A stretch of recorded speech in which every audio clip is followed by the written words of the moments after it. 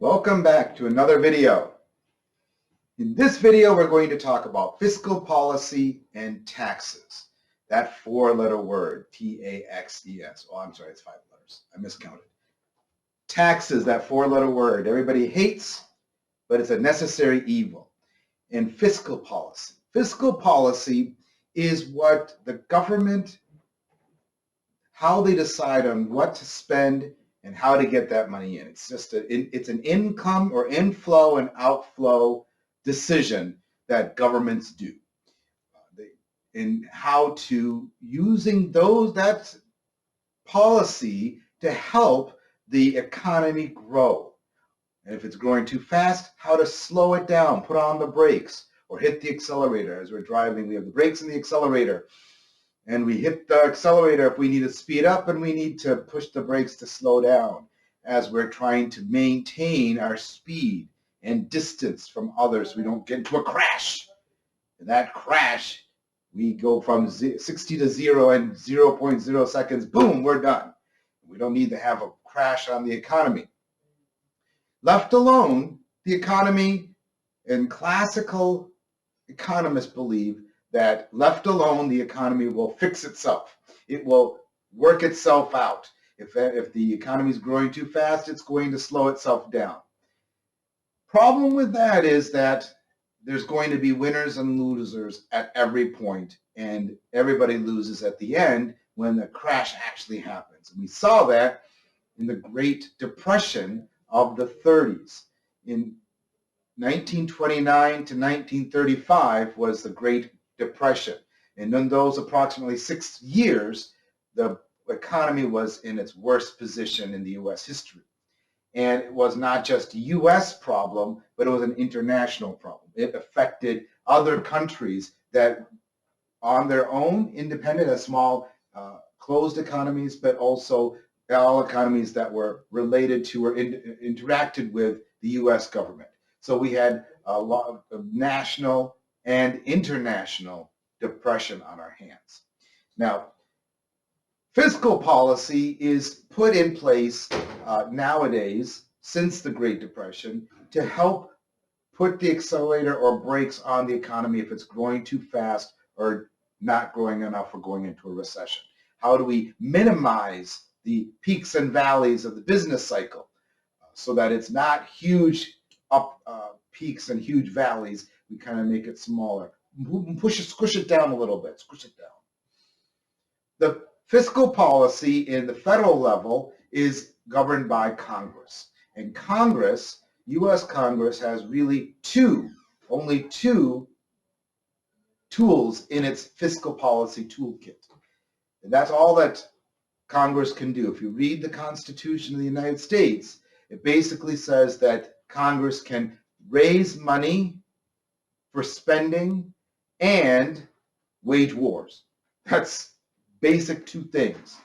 And how Congress decides what to tax and what to spend is the great everlasting debate in Congress. Who gets taxed, how much is paid in taxes, and where the spending and money goes. And that is the crux of fiscal policy: government spending and taxes. So either they can increase or decrease spending or increase or decrease taxes. Now, the fundamental situation here is that if you raise taxes, what happens? If you have to pay more taxes out of your paycheck than you were a week ago, a month ago, that means that you have less to spend. Your disposable income becomes smaller. If you have smaller disposable income and your propensity to save, you're trying to save the same amount, you will spend less. Even if you don't save as much as you did before, you still have less to spend it from. If you go from $10 to $8, you have $8 of disposable income to spend than the $10 you had before after taxes because of the additional tax. If you have less to spend, then you're not going to buy as much. If you don't buy as much, what happens? Consumer spending goes down. And as we saw in Chapter 7, when consumer spending is 70% of GDP, if that 70% contracts because there's less spending on the consumer side, then GDP will contract. And so to raise that GDP back up, if it's necessary, then the government will have to step in again. So the government raises taxes, reduces our spending. If we spend less, then GDP will contract, if that's the intent of the government. Part of what the government is doing is not only to manage the economy, but also to manage its spending. And it wants to generate enough revenue, tax revenue, so that it can do that. If the government reduces taxes and the consumer spends less on taxes, that means there's more in the consumer's pocket to spend. You got all of a sudden you now have, because of cutting taxes, and this is how the 2018 tax plan was sold to the American people, is that if we cut taxes, that's going to be an instant raise in your pocket, in your pay packet, your paycheck. And by raising your income, by reducing the tax, then we're going to spend more. But in fact, the amount of tax that was cut was really cut to the higher tax brackets and corporations. And lower tax brackets did not see a cut in tax at all. In fact, there was a slight increase in their tax, but everybody thought they were getting cut in tax. Part of that was when the corporations got their corporate tax rate cut from 41% to 21%, I'm sorry, 40% to 21%, they got a huge savings, tax savings. They got more money and they started paying a little extra in a bonus type to the employees immediately, only immediately as a thank you. But that was it, no more. So it wasn't long lasting, but it did give a bump to the economy. And the perception of people saying our taxes were cut because the government told us our taxes were cut gave us the idea, the elation of feeling better. So our sentiment, consumer sentiment went up, and we thought, okay, we'll spend money now. So that did give a bump to the GDP. I don't deny that. But it did not change or reduce the government spending portion. Now, a cut in taxes will increase our consumption, our consumer spending. If our consumer spending goes up, GDP goes up. Now, the other side of this, of the two, the other tool is the spending part. If the government spends more money, then we have more money in our pocket because we're getting that money, just like the stimulus of 2020.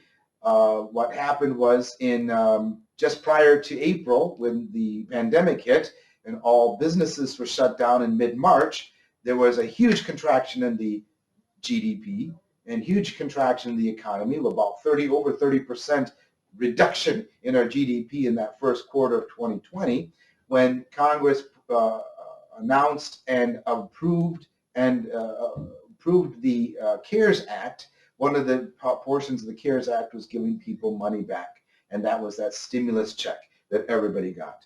And because we got a stimulus check, we started spending more. There was a huge increase in consumption, in a short time, but it was a huge increase, especially in the lower tax brackets. And consumers were buying big ticket items or durable goods like washing machines and refrigerators. Those type of appliances were a huge sale. Not a lot of electronics or electronic items, but it was really big on the durable goods items that were bought. And it was bought on the lower tax brackets, the lower income brackets, excuse me. The upper income brackets did not spend or change a significant amount of spending from 19 to 20 in that same time period. It was lower. And so that was a government spending. Government spent money, gave people money in their pockets, and what they did was they went out and spent it. GDP got a little bit of an uptick increase by April 15th, which is when that payment went out. So those are the two tools that the government has, that the federal government has on fiscal policy. Now, fiscal policy is, as I said, is used, part of it is used to help the economy, part of it is to end result is to increase revenue to the government. Now, that's through the taxes, because the only thing the government has is to get taxes. It doesn't make anything. The government doesn't produce anything. It allocates or reallocates income from one group to another. So it'll take taxes from one to spend it for another group. Now, the group could be everyone. The government actually spends on public goods. Public goods are goods that are the government produces. When I say produce, it gets people to make roads, traffic lights. Now, I've been to Toledo. I've driven through Toledo. I'm sure many of you have driven to other cities around the country. And I don't live in Toledo. I live in Michigan, just like you all live in Michigan. So as I've gone through Toledo in the wintertime, and I drive through the streets of Toledo, I notice that the streets are all clean, meaning that there's no snow on the roads. That's wonderful, because that's safe for me to drive through Toledo. Did the city of Toledo or the state of Ohio do that for me? Personally, no. And I don't pay Ohio tax because I am not a citizen of Ohio. I live in Michigan. I pay Michigan taxes, Michigan sales tax, property tax, all those taxes I'm paying in Michigan. Michigan state tax, income tax, I pay here. So I'm paying for the taxes in Michigan. I do not pay for Ohio tax. I do benefit by driving in Toledo and driving on their nice clean roads. That's a public good, but I'm considered what's called a freeloader by that public good because I didn't pay for it. And I'll go over later the different types of goods that are available in the marketplace and how, whether they're rival or if there's an exclusivity to it. For now, and we're going to continue to talk about fiscal policy. The other side, or how does then, and furthermore, with the fiscal policy, how can we graphically see what happens when there's a tax on a product? So here is a graph right here.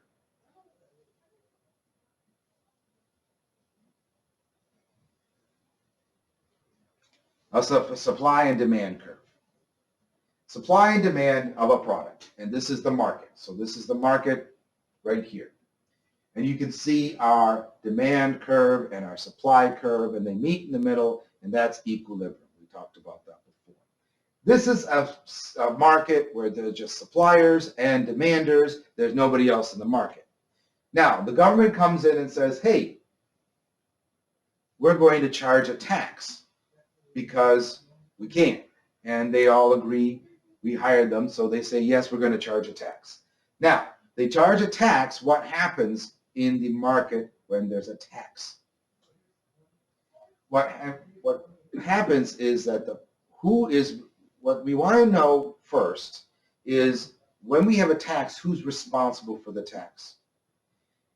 And what I mean to say is that ultimately consumers are paying that tax because that money is passed down. But in some taxes and in some markets, you can't pass the tax 100%. There's a portion of that tax that will be paid by the consumer and a portion that will be paid by the supplier. And that is how the government collects it. It's going to collect from both places. A sales tax, for instance, is a tax that is 100% levied or charged against the consumer. And the consumer is 100% responsible for paying that sales tax, not the supplier and not the market. So you go to Penny's and buy a shirt and you pay $20, if the shirt is $20, you have to pay an additional $12 on top of it because of the 6% sales tax in Michigan. So you're paying $20.12 for that shirt. Now, if you only had $20 of cash in your pocket, now you can't buy it because the price really to you as the consumer has gone up.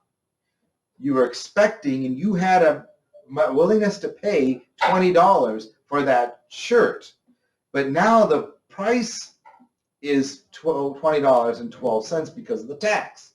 That's not the tax that the pennies is charging you. That's a tax that the government is charging to take from that sale.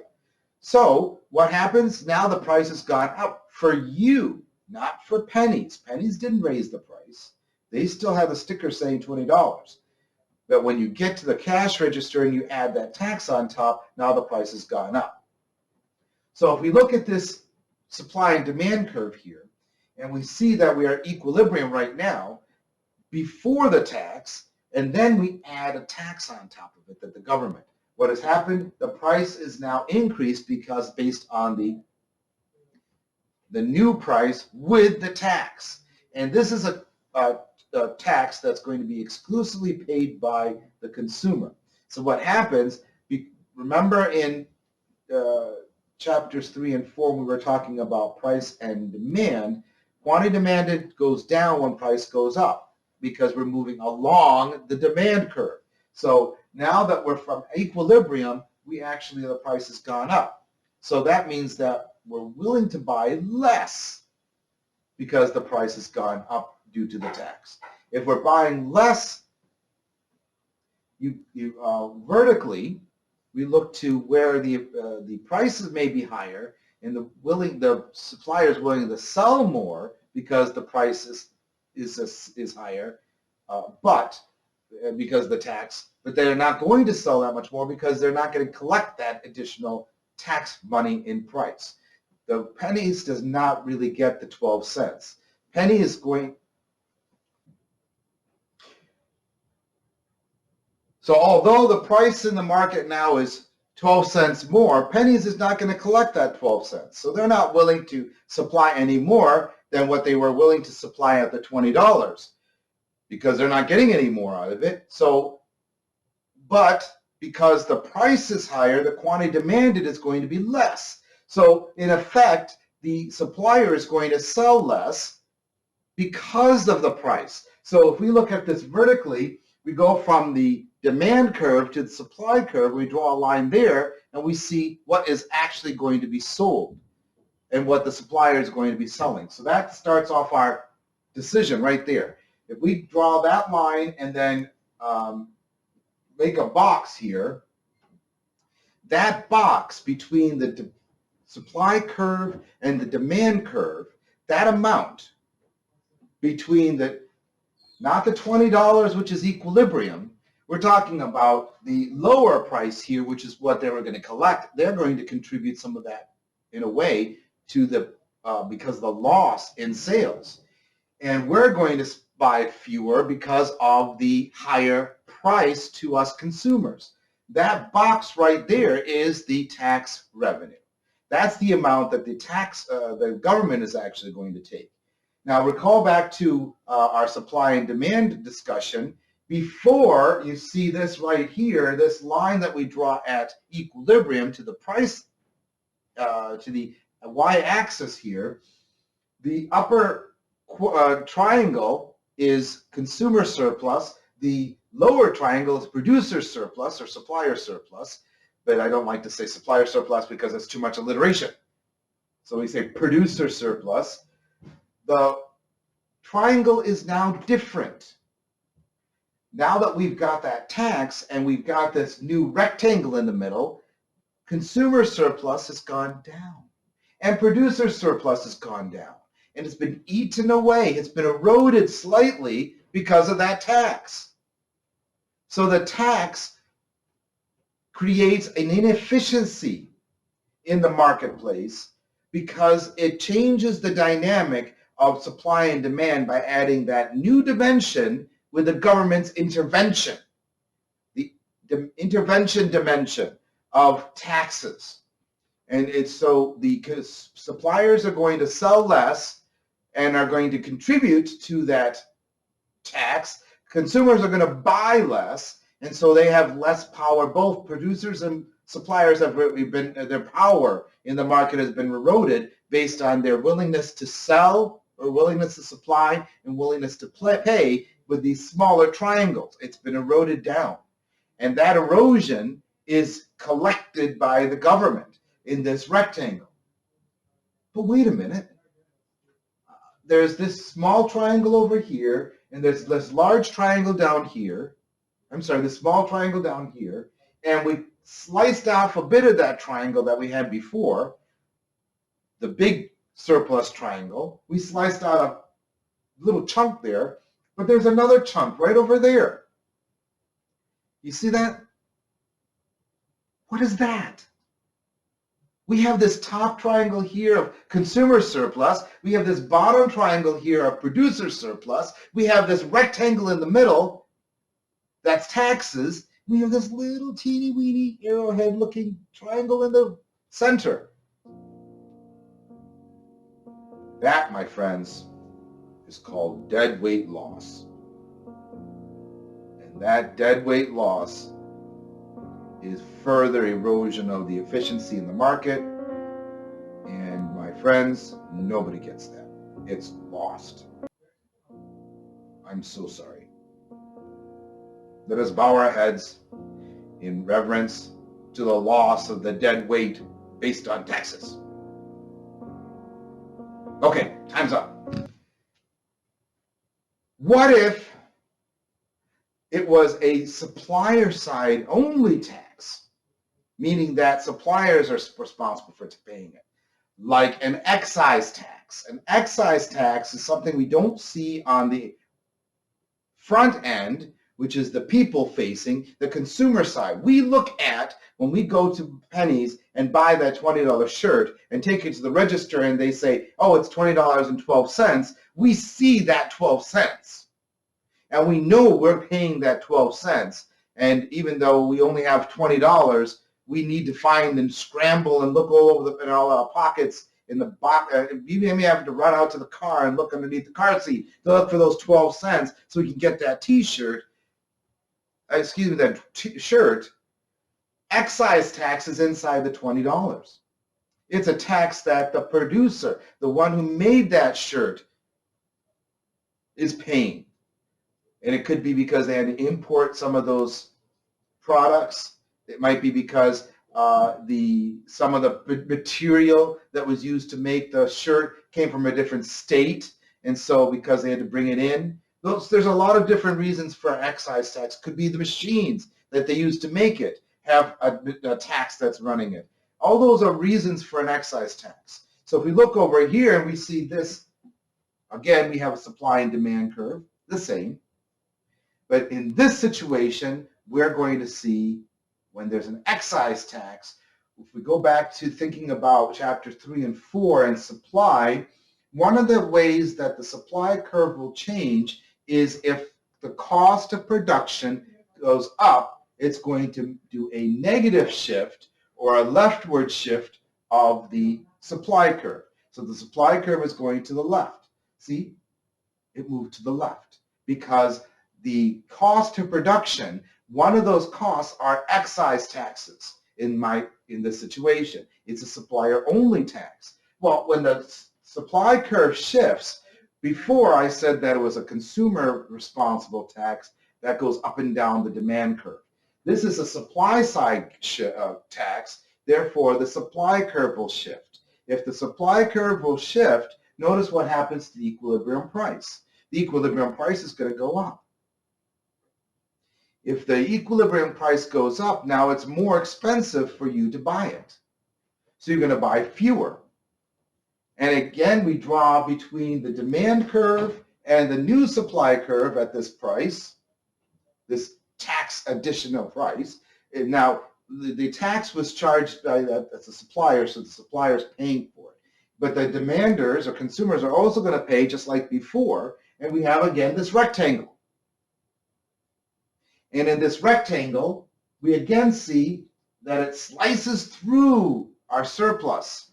It's a wedge in our surplus. And we still have our consumer surplus, but it's smaller. We still have our producer surplus, but it's smaller. And we still have that little arrowhead here called deadweight loss. So that's the effect of taxes on the markets on the micro side. Now, how does it, let's talk about government spending for a bit. And we'll come back to taxes on a macro level. This was markets on a micro level, and that's the effect of taxes. But let's talk about on a macro level what happens with government spending and taxes. Let's start off with government spending again. Let's go back to that. If the government gives you $1, let's make it $1, and of every dollar you get, you save 10 cents. That means you're going to spend the other 90 cents. So if you spend 90 cents, then, and you give that 90 cents to your neighbor, the person sitting next to you, they get that 90 cents and they save 10% of it. They have the same savings rate, and they will take 9 cents off of that and spend 81 cents. And they'll give that 81 cents to the next person, and so on. So by giving $1, by the government spending $1, if you add up all this spending, additional spending, you get an additional $1, you spend 90 cents, the next person spends 81 cents, and so on. You add up all these fractions of dollars and pennies up, you end up having spent $10 more. For $1 given to you, by spending it around, it multiplies to $10. Multiplies to $10. And that's $10 of additional spending for my $1 the government gave you. For that $1 was spent, it's multiplied to $10 by giving it you, each one of you spending it. I'm talking about the $1. So what that is called is the government spending multiplier, and it's related to the marginal propensity to consume or marginal propensity to save, which is one and the same. They're reciprocals of each other. If you save 10%, you spend 90%. So you could say that your marginal propensity, you take your marginal propensity to save, the marginal propensity to consume, and take the reciprocal of that. So 90% or 0.9 is what you spend. So you spend 9 times. That's how government spending will multiply through and grow the economy, by giving that one more dollar. So when everybody got an extra $2 or $2,000, and that $2,000 did a huge uptick in the government, in the GDP, by around April 15th of 2020, it really did a huge uptick, but it didn't, was because of the American people's propensity to save and consume. They consumed more. It really shot it up, because for every $2,000, there was 75% actually of that spent. Now, this is a model, and we're going back to the word model. This is a model, and based on the models, we're calculating this increase in government, in GDP. It is a model. It's not always the same. This, going back to reality, the majority of spending that happened in April 15th wasn't from the upper 20% of income, median income. It was the lower 80% of median income that actually spent that stimulus money, which was still 80% of people were spending the money. Wasn't 100%, but the upper 20% median income saved 100% of that. Those who collected, again, the median higher level, the upper 20%, not all of them really got any of the stimulus money, which was not the point. The point was to get the lower income levels to spend more to jumpstart the economy and push it along. It wasn't sustainable because it wasn't sustainable not because of the model. It was not sustainable because of the exogenous effect that was the pandemic, that was longer lasting. It lasted longer than we all predicted. And because it lasted longer, the effects are farther reaching and longer. If there is a change in the tax, that also has an effect on spending. And there's a formula for that.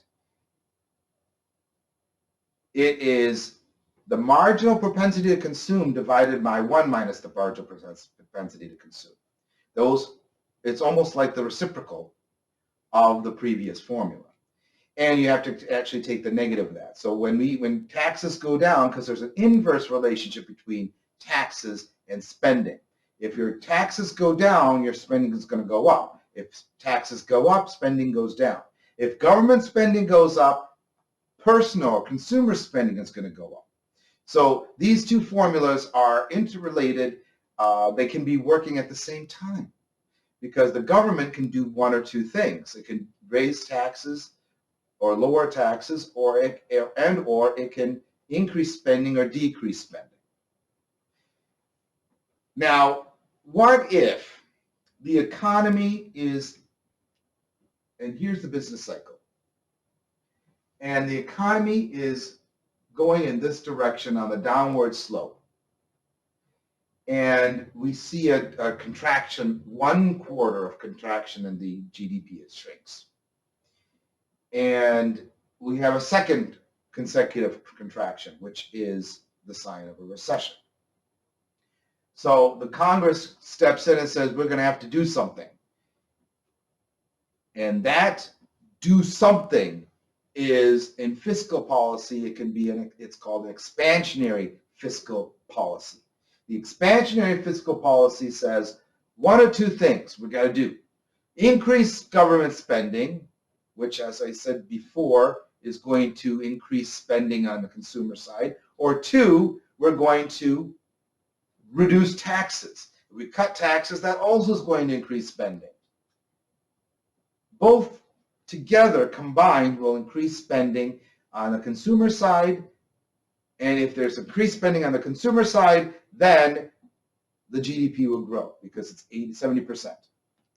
If we're on the upward swing of this and recovering too fast, and there are indications we talked about, for instance, that the inflation is going up too high, and it's going over their target of 2% inflationary rate, then that means that we're expanding too fast and we're accelerating too fast. We got to put the brakes on. How do we put the brakes on? We do a contractionary fiscal policy. And that could do using the same tools, we're going to do raise taxes and or decrease or cut government spending. And both of those are going to reduce our income, reduce our amount of the money we have, and so we're going to spend less of that. And if we're spending less, there's going to be a contraction on the GDP. So fiscal policy, what is the effect on the micro, and what is its effects on the macroeconomics of the individual and of the economy as a whole?